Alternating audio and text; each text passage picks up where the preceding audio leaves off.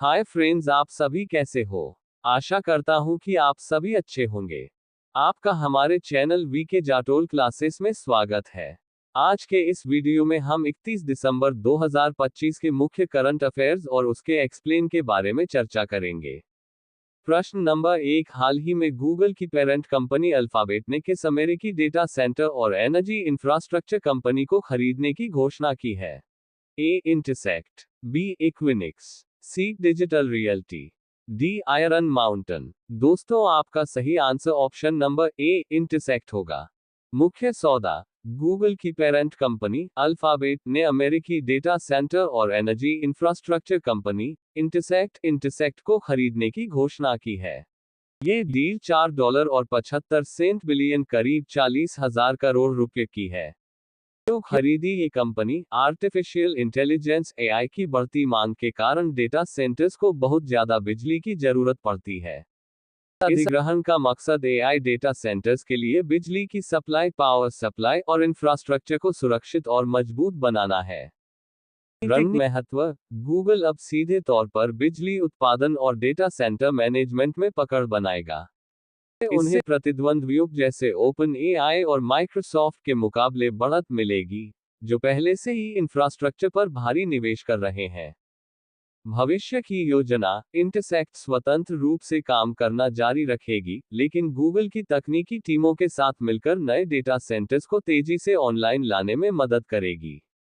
Google ने 2027 तक Texas में ही $40 बिलियन के विस्तार की योजना बनाई है। ये डील दर्शाती है कि भविष्य की आय जंग सिर्फ सॉफ्टवेयर नहीं, बल्कि पावर और डेटा सेंटर की क्षमता पर जीती जाएगी। प्रश्न नंबर 2, हाल ही में Akash next generation Akash NG missile system का सफल परीक्षण कहाँ किया गया? A Pokhran, b Chandipur, c Sriharikota, d Balasore तट। दोस्तों, आपका सही answer option number b Chandipur होगा। बड़ी कामयाबी, डीआरडीओ ने ओडिशा के चांदीपुर में Akash NG next generation missile system के यूजर ट्रायल सफलतापूर्वक पूरे कर लिए हैं। जबरदस्त रेंज, यह मिसाइल पुरानी आकाश 25 से 30 किलोमीटर के मुकाबले अब 70 से 80 किलोमीटर तक के हवाई खतरों को मार गिराने में सक्षम है। सटीक निशाना, स्वदेशी रेडियो फ्रीक्वेंसी सीकर और ड्यूल पल्स मोटर से लैस यह मिसाइल दुश्मन के फाइटर जेट, ड्रोन और क्रूज मिसाइलों को पलक झपकते ही नष्ट कर सकती है। हर ऊंचाई पर वार, यह मिसाइल जमीन से मात्र 30 मीटर की ऊंचाई से लेकर 20 किलोमीटर की ऊंचाई तक उड़ रहे लक्ष्यों को भेद सकती है। सेना में शामिल, सफल ट्रायल के बाद अब इसे जल्द ही भारतीय सेना और वायु सेना में शामिल किया जाएगा। पाकिस्तान चीन सीमा पर असर, इसकी तैनाती से सीमा पार जैसे लाहौर या लद्दाख के पास से आने वाले किसी भी हवाई हमले को रोकना आसान हो जाएगा। आत्मनिर्भर भारत की दिशा में यह एक बड़ा कदम है, जो हमारी वायु रक्षा प्रणाली को दुनिया की सबसे आधुनिक प्रणालियों के बराबर खड़ा करता है। प्रश्न number 3, India Optel Limited IOL द्वारा फ्रांसीसी कंपनी सैफ्रॉन इलेक्ट्रॉनिक्स एंड डिफेंस के साथ किया गया समझौता किस क्षेत्र से संबंधित है?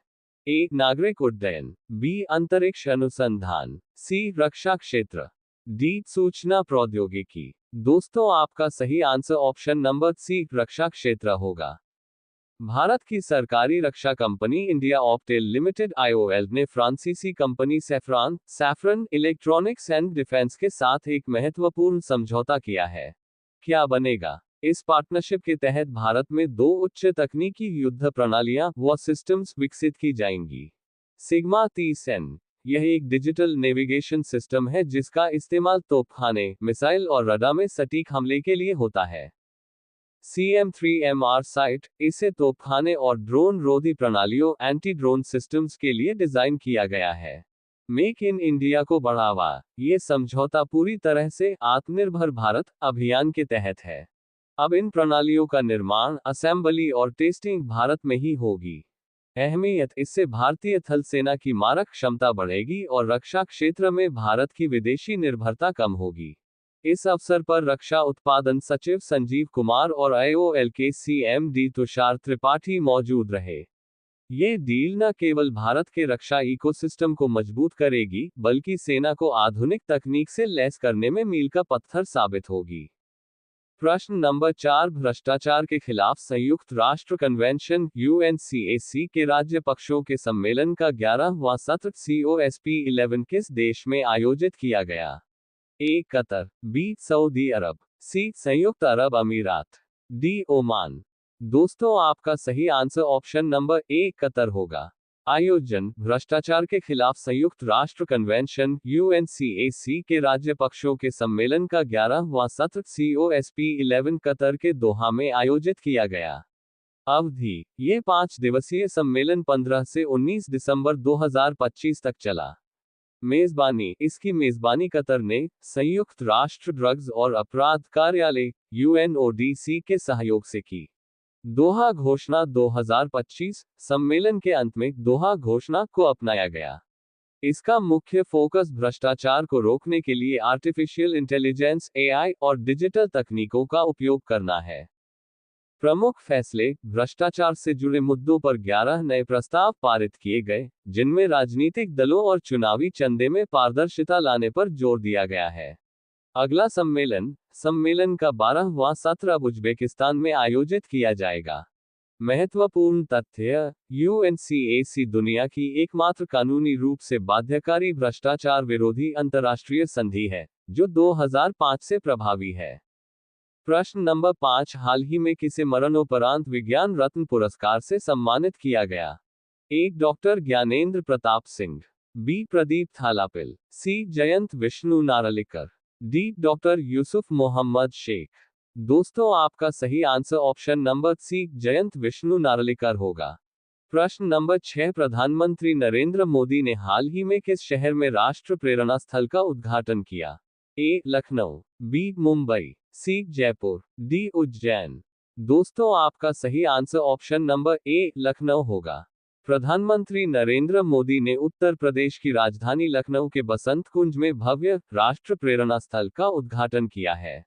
इस अवसर पर उनके साथ रक्षा मंत्री राजनाथ सिंह और मुख्यमंत्री योगी आदित्यनाथ भी मौजूद रहे। कमल के आकार में विकसित इस स्मारक की मुख्य विशेषता यहां स्थापित 3 महापुरुषों डॉक्टर श्यामा प्रसाद मुखर्जी, पंडित दीनदयाल उपाध्याय और भारत रत्न अटल बिहारी वाजपेयी की 65 फुट ऊंची भव्य कांस्य प्रतिमाएं हैं। प्रधानमंत्री ने परिसर में स्थित संग्रहालय का भी अवलोकन किया, जिसमें भारतीय जनसंघ से लेकर भाजपा तक की वैचारिक यात्रा और स्वतंत्रता सेनानियों के संघर्ष को चित्रों के माध्यम से दर्शाया गया है। इस प्रेरणा स्थल में 3000 लोगों की क्षमता वाला एम्फी थिएटर, योग केंद्र और लगभग 2 लाख लोगों की क्षमता वाला एक विशाल रैली स्थल भी बनाया गया है। ये स्थल आने वाली पीढ़ियों के लिए राष्ट्रभक्ति का एक बड़ा केंद्र बनेगा। प्रश्न नंबर 7, पुस्तक मोदी युग में भारत का आर्थिक सशक्तिकरण का विमोचन किसके द्वारा किया गया? A Droupadi Murmu, B CP Radhakrishnan, C Narendra Modi, D Nirmala Sitharaman. दोस्तों आपका सही answer option number B CP Radhakrishnan होगा। प्रश्न नंबर 8, राष्ट्रपति द्रौपदी मुर्मू ने हाल ही में भारत का संविधान किस भाषा में जारी किया? ए संथाली, बी उड़िया, सी मैथिली, डी भोजपुरी। दोस्तों आपका सही आंसर ऑप्शन नंबर ए संथाली होगा। प्रश्न नंबर 9, हाल ही में किस राज्य ने वर्ष 2025-30 के लिए 7 निश्चय 3 कार्यक्रम को मंजूरी दी? A Jharkhand, B Bihar, C Uttar Pradesh, D Madhya Pradesh. दोस्तों आपका सही answer option number B Bihar होगा। विकसित बिहार का लक्ष्य, मुख्यमंत्री नीतीश कुमार ने बिहार को देश के सबसे विकसित राज्यों की श्रेणी में लाने के लिए 7 निश्चय 3 कार्यक्रम को लागू करने का निर्णय लिया है। दोगुना रोजगार और आय, इसका पहला मुख्य लक्ष्य राज्य की प्रति व्यक्ति औसत आय को दोगुना करना है। अगले 5 वर्षों में 1 करोड़ युवाओं के लिए नौकरी और रोजगार के अवसर पैदा करने का लक्ष्य रखा गया है। भारी निवेश और उद्योग, सरकार ने अगले 5 वर्षों में बिहार में 50 लाख करोड़ रुपए के निजी निवेश का लक्ष्य रखा है। साथ ही 9 बंद चीनी मिलों को फिर से शुरू करने और 25 नई मिलें लगाने की योजना है। शिक्षा और स्वास्थ्य, राज्य में एक नई एजुकेशन सिटी बनाई जाएगी और पुराने शिक्षण संस्थानों को उत्कृष्टता केंद्र के रूप में विकसित किया जाएगा। स्वास्थ्य सेवाओं को बेहतर बनाने के लिए PPP मॉडल को बढ़ावा दिया जाएगा। इंफ्रास्ट्रक्चर, बिहार में 5 नए एक्सप्रेसवे बनाए जाएंगे और ग्रामीण सड़कों को चौड़ा किया जाएगा। सौर ऊर्जा को बढ़ावा देने के लिए घरों पर सोलर पैनल लगाए जाएंगे। गरीबों को सहायता। जाति आधारित गणना में चिन्हित 94 लाख गरीब परिवारों को रोजगार योजनाओं में प्राथमिकता मिलेगी और महिलाओं को स्वरोजगार के लिए वित्तीय मदद दी जाएगी। मुख्यमंत्री को भरोसा है कि इन 7 निश्चयों के जरिए बिहार की तस्वीर बदलेगी और न्याय के साथ विकास का संकल्प पूरा होगा। प्रश्न नंबर 10, भारत सरकार किस क्षेत्र से संबंधित देश की पहली नीति लागू करने जा रही है? ए. साइबर सुरक्षा, बी. आतंकवाद विरोधी, सी. रक्षा उत्पादन, डी. आंतरिक सुरक्षा। दोस्तों, आपका सही आंसर ऑप्शन नंबर बी आतंकवाद विरोधी होगा। भारत सरकार देश की सुरक्षा व्यवस्था को मजबूत करने के लिए पहली बार एक व्यापक राष्ट्रीय आतंकवाद विरोधी नीति नेशनल एंटी टेरर पॉलिसी लाने जा रही है। इसका मुख्य उद्देश्य आतंकवाद के खिलाफ जीरो टॉलरेंस की रणनीति को और अधिक प्रभावी बनाना है। एकीकृत रणनीति। वर्तमान में अलग अलग राज्यों और एजेंसियों के अपने प्रोटोकॉल हैं। यह नीति पूरे देश के लिए एक समान मानक स्टैंडर्ड ऑपरेटिंग प्रोसीजर्स तय करेगी। अधिकार क्षेत्र। केंद्रीय गृह मंत्रालय के तहत आने वाली राष्ट्रीय जांच एजेंसी NIA इस नीति का खाका तैयार कर रही है। तकनीक और डेटा। आतंकवादियों के मॉडस ऑपरेंडी काम करने के तरीके को समझने के लिए डेटा साझाकरण और आधुनिक तकनीक के उपयोग पर जोर दिया जाएगा। आतंकवादी वित्तपोषण, टेरर फंडिंग और कट्टरपंथ रेडिकलाइजेशन को रोकने के लिए सख्त कानूनी ढांचे का प्रावधान होगा। ये क्यों महत्वपूर्ण है? अब तक भारत कई अलग अलग कानूनों जैसे UAPA के जरिए आतंकवाद से लड़ता रहा है, लेकिन एक समर्पित राष्ट्रीय नीति होने से जांच एजेंसियों और पुलिस के बीच बेहतर तालमेल बनेगा और अंतर्राष्ट्रीय स्तर पर भारत का पक्ष और मजबूत होगा। अब ये प्रश्न आप लोगों के लिए। आप सभी लोग इसका आंसर कमेंट बॉक्स में जरूर बताएं। हाल ही में किस संस्थान ने आइला नामक आर्टिफिशियल इंटेलिजेंस AI सिस्टम विकसित किया है? A. IIT Bombay, b. IIT Madras, c. IIT Delhi, d. IIT Kanpur. Last video के प्रश्न का आंसर हमने आपसे पूछा है कि हाल ही में सनातन संस्कृति की अटल दृष्टि पुस्तक का विमोचन किसने किया, जिसे वसुदेव देवनानी ने लिखा है? A. CP Radhakrishnan, b. Jagdeep Dhankhar, c. Amit Shah, d. Rajnath Singh. दोस्तों, आपका सही answer option number a CP Radhakrishnan होगा। यदि दोस्तों आपको हमारा यह वीडियो अच्छा लगा हो तो वीडियो को लाइक शेयर जरूर करें, साथ ही हमारे चैनल VK जाटोल क्लासेस को सब्सक्राइब जरूर करें ताकि हमारे चैनल पर अपलोड होने वाली प्रत्येक वीडियो का नोटिफिकेशन आप तक तुरंत पहुंच सके।